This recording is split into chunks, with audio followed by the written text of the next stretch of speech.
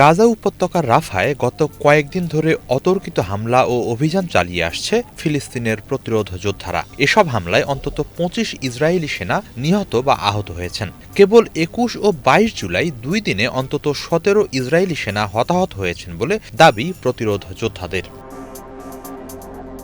হামাসের সামরিক শাখা আল কাশেম ব্রিগেড এক বিবৃতিতে জানিয়েছে, তাদের যোদ্ধারা ২২ জুলাই রাফার পূর্বাঞ্চলে মাশরু এলাকায় ৭ ইসরায়েলি সেনার একটি দলের ওপর বিস্ফোরক যন্ত্র দিয়ে হামলা চালায়। এতে ওই সেনারা নিহত বা আহত হয়েছেন। পরে ইসরায়েলি হেলিকপ্টার এসে তাদের সরিয়ে নেয়।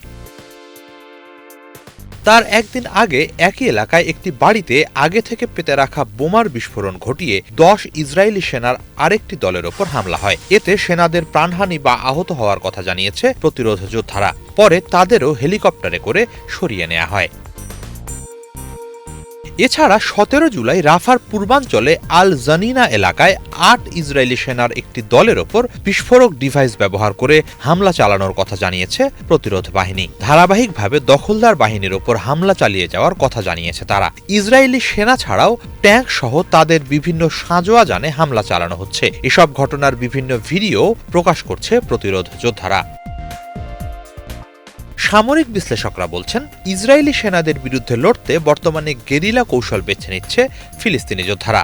এটি লড়াই নতুন ধাপে প্রবেশের ইঙ্গিত। এই ধাপে তাৎক্ষণিক গোয়েন্দা তথ্যের ভিত্তিতে অতর্কিতে ইসরায়েলি সেনাদের ওপর হামলা চালাচ্ছে প্রতিরোধ যোদ্ধারা।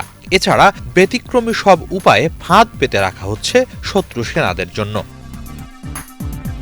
হিজল জোবায়ের, বাংলা ভিশন।